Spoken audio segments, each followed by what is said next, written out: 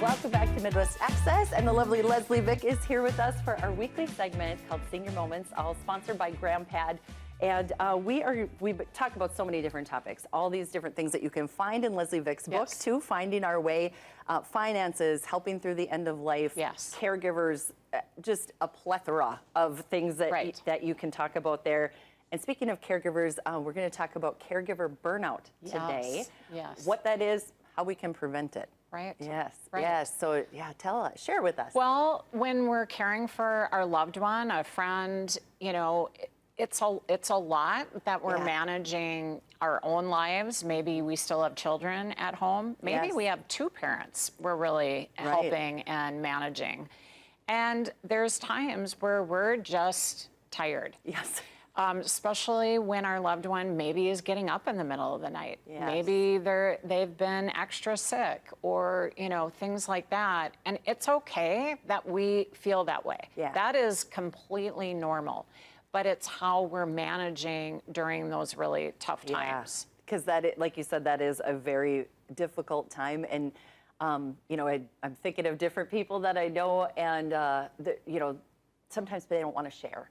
You know, that oh, my husband's getting up in the middle of the night, and I'm up in the middle of the night, so we are both exhausted.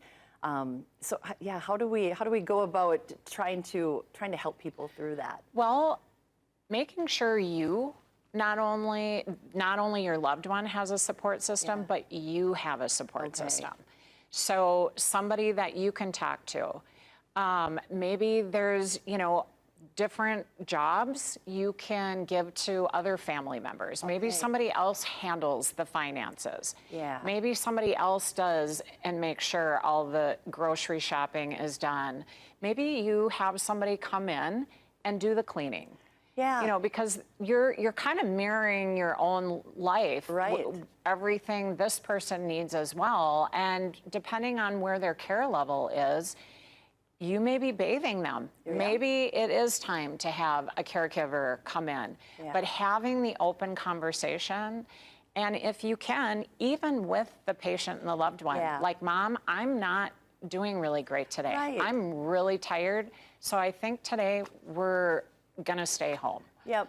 And that's okay. I mean, like you said, you really have to do that, really guarding your own personal health to make sure that you can provide care for them as needed. But then to use those resources as you need them, you know, with like you said, no shame, no judgment. Just I can't. I mean, I've had times in my life where I didn't feel like I could clean my own house, much less two people's houses. You know? And you know, there's errands that need to be run. Maybe that person isn't driving anymore. Again, everybody's, you know, different in their caregiving journey, but having open communication, but maybe go do some meditation. Taking a break, making sure you're showering, making sure you're eating, making sure you're hydrating yourself. Because if you're injured or you're sick, you can't care for other people. So if a lot of the responsibility is on you, there's even adult daycare. And maybe having them go. Ask about that. So what is that if somebody's never heard of adult daycare? It sounds kind of funny. Well, you would bring them to a facility or like a, you know, daycare, so to speak. And maybe that's not the term you want to use, but you think children, but it's really just care during the day. You know? And you can go do what you need to do. No questions asked, and your person is taken care of. They're fed. If there's medications that need to be done, that is taken care of. And as well, they'll have activities. I love that part of it. You know, I think that's great because, again, trying to do everything yourself, you know, and come up with activities or come up with things for them to do is really difficult. And so they take care of all of that and make it fun. You know? Absolutely. Or even hiring a companion to come in, you know, twice a week.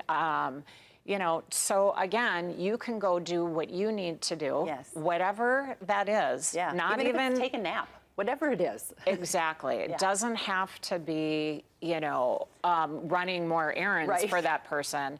something for yourself and Yeah. actually taking that time and doing it. Yeah, and we can feel good about that instead Yeah. of feeling selfish about that, because No. like you said, it benefits us, but it benefits them because we're okay, because we're Right. healthy. So, Right. thank you, Leslie, for Yeah. sharing all of these Yeah. great tips with us. This is great information and resources. Yes. And you can get all of this information on your website, Yes. leslievicbooks.com, Absolutely. as well as your book, Finding Our Yes. Way, which is just such a great place to start. You have more information than just starting, but it's a good Right. place to go to start, wherever area you are of, Right. we're Whatever talking finances, stage. we're talking about health, all these different things. Correct. Yeah. Yep. Any stage. Any stage. Thank Yep. you so much, Leslie. Thanks for having me. You bet.